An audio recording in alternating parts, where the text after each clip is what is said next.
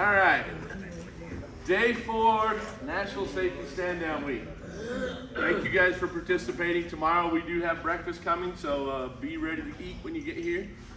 I think we're going to have biscuits and gravy, right? Fried ice and donut bowls. Fried ice. Nice. Okay, that works. We're going to do eggs. Sausage and eggs. Yeah, sausage and eggs, biscuits and gravy. So And bacon? no bacon. Sausage. Bacon. You bring It's bacon still in, pork. I can cook it. You bring Still the pork. bacon. You can bring the bacon. Bring the bacon, we'll cook it. I bring the pulled beef. You guys take the bacon. All right, so this morning safety topic is small hand tools, more specifically powered hand tools. So if you guys can't see, if you want to come around here so you can take a look, Wayne and Nick are going to be presenting this morning. Pay attention, this is one of our oft problem areas. Yeah, Gavin, stick your finger up, show everybody what you got. One of our problems here at Pressure Point that our insurance guy tells us we have a problem cutting our hands, and we do. Okay, so we really need to pay attention to this stuff. This is something we need to keep all of our phalanges in one piece. So, Mr. Nick? Good morning, gentlemen. So we're going to talk a little bit about saw safety mainly. I know it's supposed to cover small tools too, but really saws are the most dangerous thing that we work with.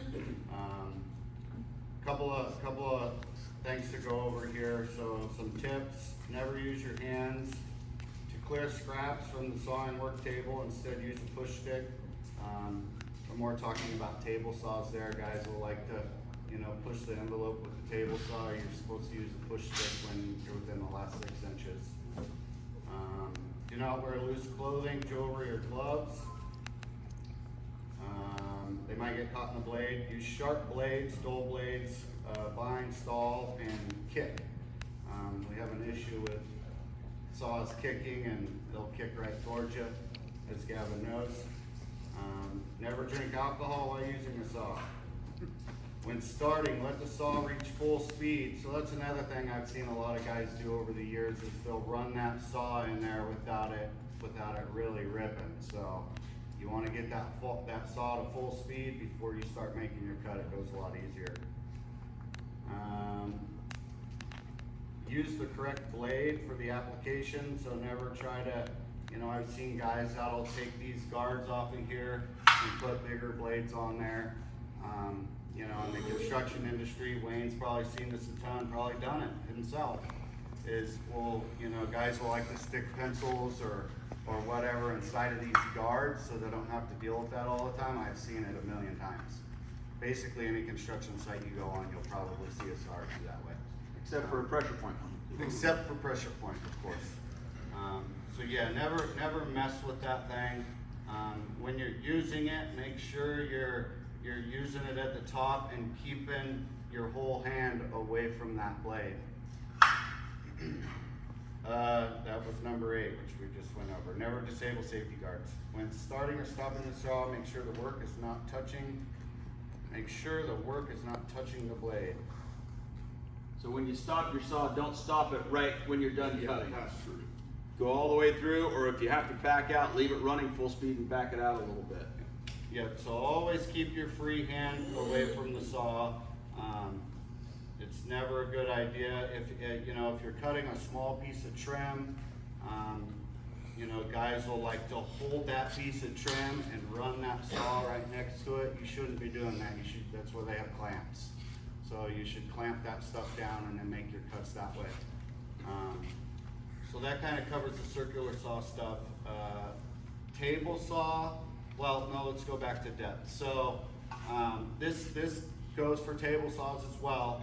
So when you're setting the depth of your saw, you don't want a ton of blade hanging down here, and vice versa with the table saw. You don't want that much of your blade sticking up. They call for a 1/4 inch, and the reason why that is if you get your hand in the way, a 1/4 inch isn't going to chop off your finger. Right? It's just, it's going to cut you and it's going to suck, but you'll still have a limb. So remember, when you're setting your depth, 1/4 inch, that's as far as you want to be. If you just use on the blades, if you use the tooth depth, just make sure your depth is one tooth further than what your depth of your cut is. Yep. I've seen guys that have put their hands underneath these and ran them over before. A guy I worked with at Vitus Construction, he was running a chop saw without any of the guards here. This was like 8 months ago. And his left hand got caught in there. I'm not sure exactly what he was doing, but it didn't have any guards on it. And he chopped all 4 of these fingers off thumbs. So they were picking them up off the ground, and they sewed them back on, but his hand is basically useless. So make sure when you're working around these saws that you don't mess with any of their safety gear. I know a lot of table saws are the same way. Guys rip off the guards. They cut better that way. But there's a reason why they're there. So always check your depth of your blade. Always make sure that all of the guards are how they're supposed to be. If they're busted or broken, get the saw out of service and either get it fixed or we can get a new one. Fine. I know we're using a lot of battery powered saws at this time. One of the things that's super important is that you're not messing with the saw while it's powered up. This means you're unplugging the saw. A battery powered one, you gotta pop that battery out of there so you're not bumping. I know sometimes they have the safety switch on it, so you gotta push the 2 different switches to get it to go. And that's for the reason that they don't want it to be bumped, but you need to get that battery off of there so you're for sure that it's not going to go when you're changing the blade or you're adjusting the depth or anything like that. That's another way of keeping it to where it can't hurt you while you're doing some work with the saw.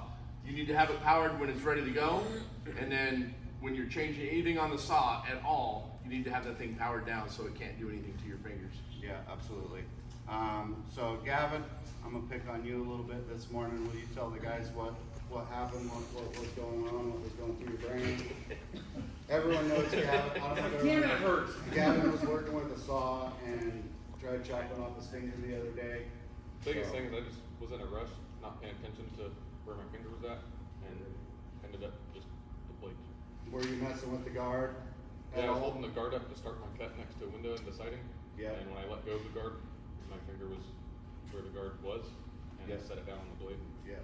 So again, when you're working with that thing, make sure you Instead of using your fingers, keep your fingers close to that saw, you can use your palm like that with 2 hands instead of having just barely holding on to it. I noticed you could use your palm and that's a lot easier to Keeps it out of the way. control. You Yeah. still got it if it does kick. It's gonna kick, so Yep. keep your fingers out of there. Use your palm. That's probably where most of the issues happen with safety is from the saw kicking. All the stories that I've heard of are pretty much from that or a table saw. So just be mindful when you guys, I know the roofers, you guys cut ridge open all the time. I know when I was roofing, you know, we used the crappiest saw and blade you possibly could. That's probably not the best thing to do. You wanna make sure you get a good blade on there so it cuts easier. The more you're fighting that saw, the more chance there is for, you know, something to go wrong. So part of the reason the tradition was to use the crappiest blade when you're cutting the ridge edge because you're hitting the nails and things like that. Well, what a lot of guys do is they stop when they see a nail and they hit the nail with the saw blade. If you stop the saw, that's when you lose your teeth on your blade. If you just keep that sucker wide open and ripping, it'll go right through that nail. Yep. Okay? And so what also happens is when you turn it off and then you go to start again, that's when it'll kick on you too. Yep. Okay? So again, just like your knife blades, for those who are hunters or anything, when you're skinning a deer or skinning an elk, if your knife is dull, how much more dangerous is it, Leland? I'm more sharp ones are worse, I think. You're an idiot. He's from Shady Cove, leave him alone. The sharper your knife is, the less hard you have to push, the less chance you have of hurting yourself. Okay?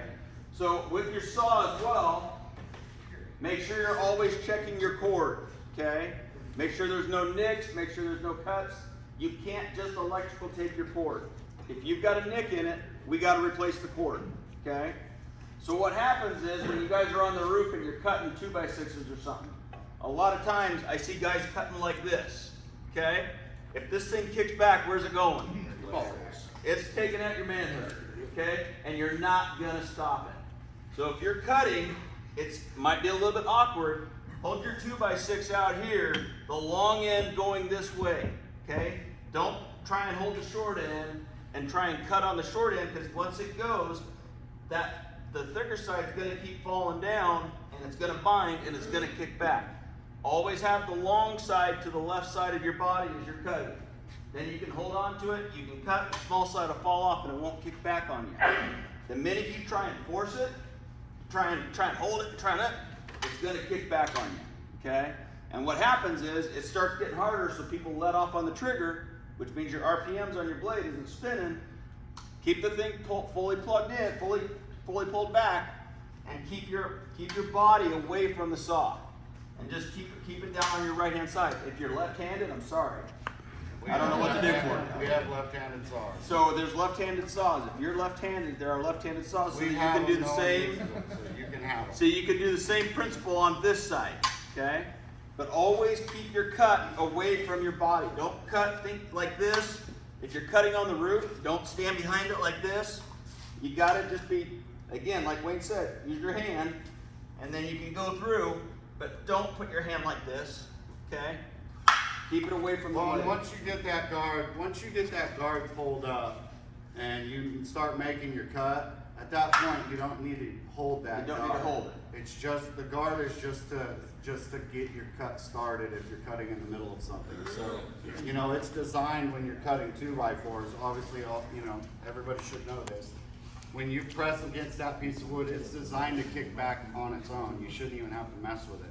So the only time you're doing this is if you're plunge cutting, right? So yeah, just be mindful of that. Same rules apply for any saw, whether it's a multi-tool, whatever it is. Keep your hands free, run the thing at full speed.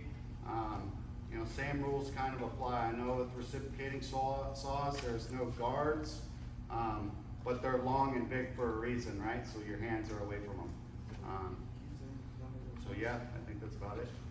So he focused mainly on the saws. We use all kinds of hand tools, from nail guns, saws, knives. All this stuff applies to that, where you have to be aware of where you're at and what you're doing, so that not only are we not cutting ourselves or our buddy, shooting them with a nail, whatever, what's underneath, where you're cutting, what's underneath that? Do we know what's underneath that before we get started? We don't run into it too often, but we do have where we've cut wires, we've run into HVAC lines, shot a nail through them. The more we know about what we're going into, the better off we're going to be. So be aware of your situation. Keep your body out of the way, keep your buddy out of the way. These things are dangerous, they can hurt you.